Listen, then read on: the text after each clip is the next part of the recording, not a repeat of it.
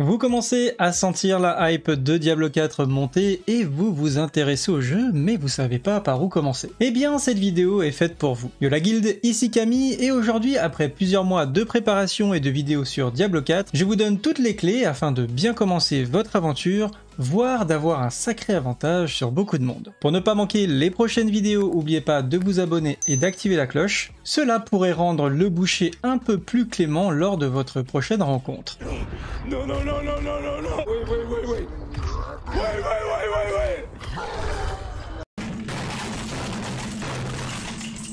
Et si vous voulez soutenir d'autant plus le projet, vous pouvez également rejoindre la chaîne pour débloquer du contenu exclusif lié à Diablo 4, comme par exemple ma vidéo sur le druide éboulement qui va jusqu'au niveau 100, avec un article privé sur mon site internet, les talents et tous les parangons. Et ça fonctionne également avec les Twitch Prime, donc avoir accès gratuitement à mes vidéos privées grâce à Discord. Voilà, sur ce, c'est parti!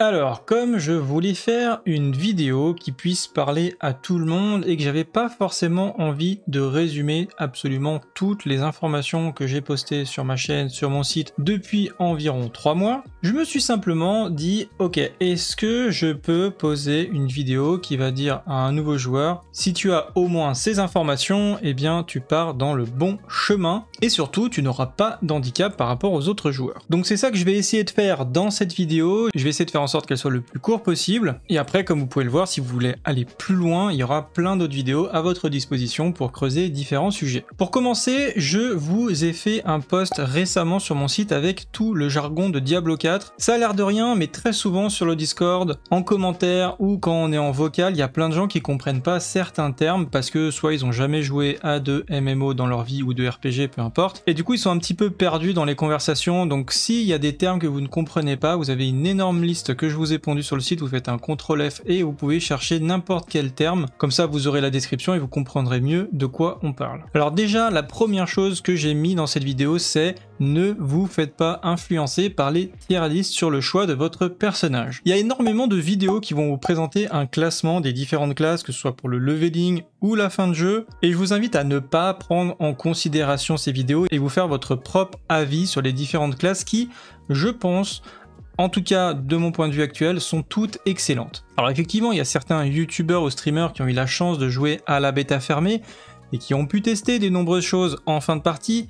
Donc forcément, ils vont produire des listes avec des classements basés sur leur expérience. Cependant, il n'y a absolument rien qui peut rivaliser avec des millions de joueurs qui vont tester et théoriser le jeu de manière massive au moment de la sortie. Et en plus, Blizzard a clairement annoncé qu'ils allaient suivre l'équilibrage du jeu de près. Donc ça veut dire que ces tier lists peuvent potentiellement évoluer assez rapidement. Donc au final, le premier critère sur lequel vous devez vous baser pour vous lancer dans le jeu, c'est le feeling par rapport à la classe et surtout, est-ce que c'est un style, un gameplay qui vous plaît. Donc je vous résume très rapidement les différentes classes et après vous pourrez trouver des articles sur mon site internet qui détaillent un petit peu plus tout ça en profondeur. Le barbare, c'est un corps à corps violent, une machine de guerre avec une bonne mobilité et des dégâts monstrueux, mais aussi exigeant des réflexes assez importants pour éviter les différentes mécaniques au corps à corps et survivre. C'est la seule classe du jeu qui peut porter 4 armes et donc profiter de plus d'aspects légendaires qui sont boostés à 100% grâce à leur emplacement. Et oui, parce que les aspects légendaires, quand vous les mettez sur un emplacement d'armes, eh bien, ils gagnent 100% d'efficacité. Le deuxième emplacement qui peut booster, c'est également les amulettes, mais là, toutes les classes ont le même nombre d'amulettes. Le sorcier, avec de nombreux choix de gameplay différents, capable souvent de produire d'énormes dégâts en échange d'une certaine fragilité. À vous de bien gérer votre positionnement et vos sorts de contrôle et d'utiliser votre mobilité afin de tirer le meilleur parti de cette classe culte. Nécromancien, avec ou sans invocation, le nécromancien sera sans aucun doute l'une des classes les plus incontournables de Diablo 4.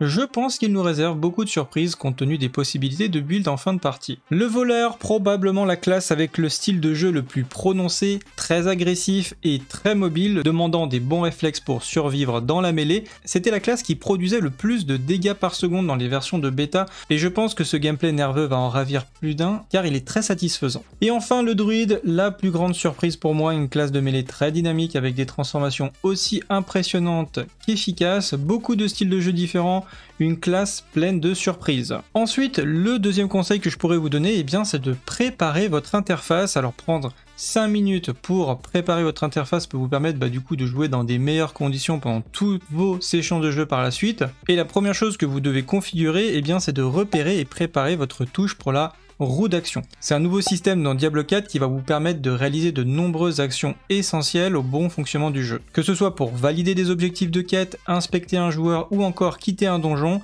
c'est préférable de le repérer dès le début pour pas perdre de temps et mettez-le sur une touche qui vous semble facile d'accès. Ensuite, vous allez activer dans les options avancées, eh bien, ce qu'on appelle la description des objets avancés. Je trouve ça un petit peu étrange que Blizzard n'ait pas activé cette option par défaut, peut-être dans l'idée de ne rendre le jeu pas trop compliqué pour les débutants. Et en fait, ne pas l'activer, cette fonction, eh bien, ça vous empêche de comprendre certaines mécaniques du jeu et surtout de pouvoir déterminer rapidement la valeur d'un objet, d'un aspect, etc. Donc, activez-la à tout prix. Et enfin, le mouvement forcé, cette touche, elle peut clairement faire la différence entre la vie et la mort en termes de placement. Elle vous permet de vous déplacer sans avoir d'interaction avec votre environnement, idéal pour traverser rapidement les packs de monstres sans attaquer par erreur. Et ensuite, eh bien, quand vous allez commencer le jeu, surtout, sauf si vous savez ce que vous faites, mais ne cochez pas le bouton hardcore. On va parler des difficultés juste après, mais ça, c'est pas un niveau de difficulté supérieur, c'est vraiment un autre mode de jeu. Et si vous cochez le mode hardcore, eh bien, si votre personnage meurt, c'est définitif, terminé, vous n'y avez plus accès et vous devez recommencer à zéro. Ça va paraître évident pour certains, mais franchement, je me dis qu'un nouveau joueur, peut-être lui, il cherche la difficulté, il va se mettre en hardcore sans forcément savoir ce que c'est. Blizzard a d'ailleurs annoncé un challenge à ce niveau-là avec une récompense pour les 1000 premiers qui atteindront le niveau 100, donc a priori ça serait votre pseudo sur la statue à taille réelle de Lilith qui sera probablement à la BlizzCon. Bon, au début je pensais que c'était une statue qu'ils allaient nous envoyer chez nous, mais finalement non, c'était un petit peu trop beau pour être vrai. Mais après le hardcore, dans un deuxième temps, ça peut être vraiment un mode super intéressant. Moi j'ai très envie de tester ça et d'en faire sur Diablo 4, mais je vais commencer tranquillement par le softcore, c'est-à-dire le mode normal. Ça va me permettre de découvrir les mécaniques des différents boss.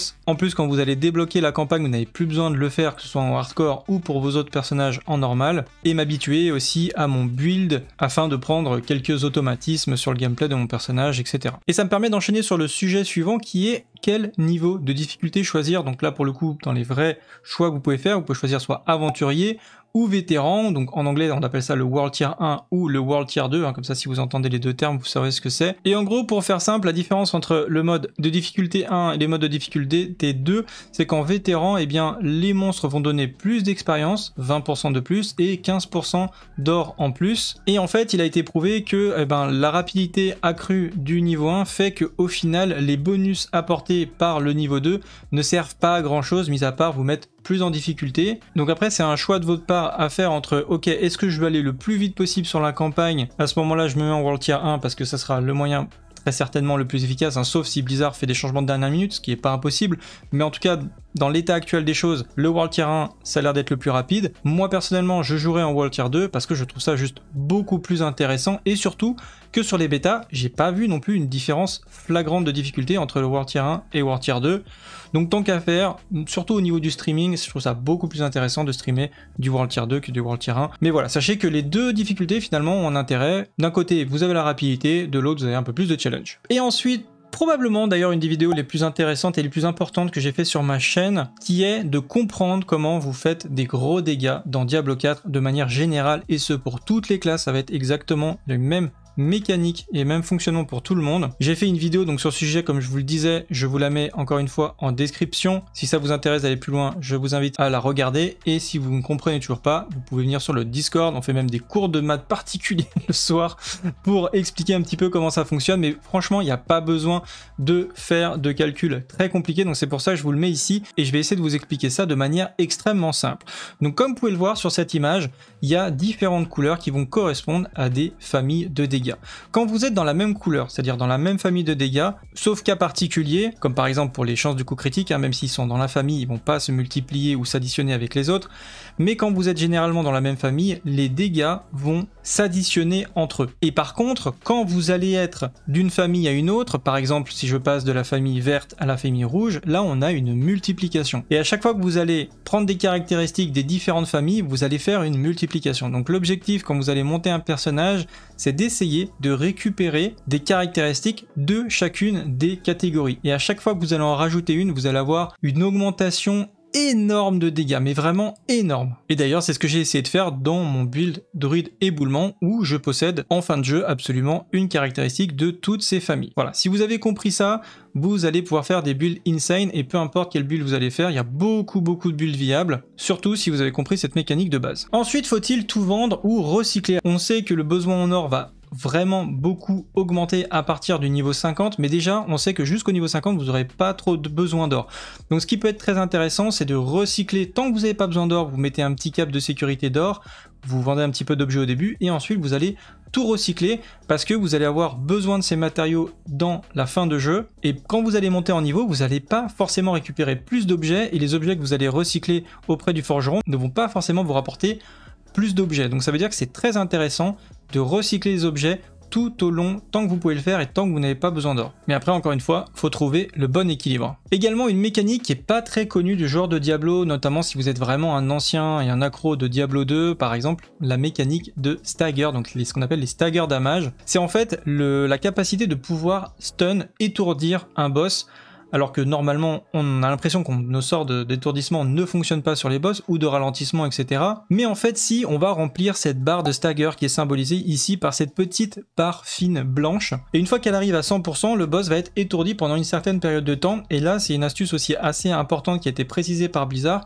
Quand le boss va être stun, donc va être stagger, c'était comme si il était étourdi, mais en même temps il était root, c'est-à-dire cloué sur place, ralenti, etc. C'est comme s'il avait tous les debuffs du jeu possibles d'un coup. Et donc du coup ça veut dire que quand vous avez des dégâts augmentés sur les contrôles, comme par exemple des dégâts augmentés sur les cibles qui sont étourdies ou qui sont root, et bien oui, effectivement ça sera bien pris en compte sur les boss. Donc vous pouvez tout à fait faire des builds qui tournent autour des contrôles, c'est pas du tout inutile, et du coup votre objectif ça peut être de monter la stagger du boss, et ensuite il va se prendre un stun, et là vous claquez tous vos CD et vous le burstez et vous le one-shotez. Ensuite l'astuce que j'ai envie de vous donner, c'est de penser à simuler vos builds. Donc comme j'ai dit, autant jusqu'au niveau 50 vous n'aurez pas besoin de trop d'or, mais à partir de là, la respécialisation, les points de parangon, etc. ça va coûter très cher en or. Et donc c'est pour ça que quand vous commencez à approcher du niveau 50, ça va être assez important de penser à utiliser des simulateurs comme dkbuild.gg, qui vous permet de vraiment faire un build assez propre, de tester les différentes choses, d'avoir les caractéristiques que ça va vous apporter. Et une fois que vous avez vraiment fait tout votre chemin, notamment au niveau du parangon, eh bien vous pourrez l'appliquer dans le jeu et économiser potentiellement beaucoup d'or. Je vous invite également très fortement à visiter sur mon site internet les différents annuaires. J'en ai posté un pour chaque classe, du coup on va essayer de répertorier tous les builds qui sont proposés sur internet et à terme de vous les classer par ordre de puissance. L'avantage c'est que quand vous allez avoir un build qui a été fait par exemple sur le Discord, et bien à terme il y aura juste à cliquer comme ça sur le lien et vous allez arriver directement sur le post explicatif de la personne qui l'a fait. Voilà, et comme ça vous pourrez consulter les différentes informations et pourquoi la personne a fait ce build comme ça. Et enfin, si vous voulez vraiment plus d'informations, encore une fois, et bien sur le site vous avez une section qui s'appelle bien débuter, où comme vous pouvez le voir il y a beaucoup d'informations, que ce soit sur les caractéristiques, les niveaux de difficulté, encore une fois, la ville et les artisans. J'ai fait la bible des astuces de Diablo 4, il y a à peu près une vingtaine d'astuces à l'intérieur avec plein de petites choses. Les différentes activités du monde, avec par exemple les hôtels des Lilith, comment avoir leur emplacement, les world boss, le système de murmure, les systèmes avec notamment le système de renommée qui va être assez important. Donc je vous laisserai découvrir tout ça sur mon site internet, puisque j'ai déjà fait des vidéos dessus, donc je vais pas forcément en reparler dans cette vidéo. Là je voulais vraiment vous donner l'essentiel des informations qui me semblent vraiment vitales pour bien commencer le jeu. Voilà, et encore une fois, si vous avez des questions, le Discord est à votre disposition. Je vais très probablement commencer à stream beaucoup plus souvent à partir de la sortie de Diablo 4, donc n'hésitez pas de venir me voir en direct pour poser vos questions si vous en avez encore. Pour ma part, c'est tout pour aujourd'hui, je vous souhaite à tous une excellente fin de journée, salut à tous, c'est le Guild et à bientôt, ciao.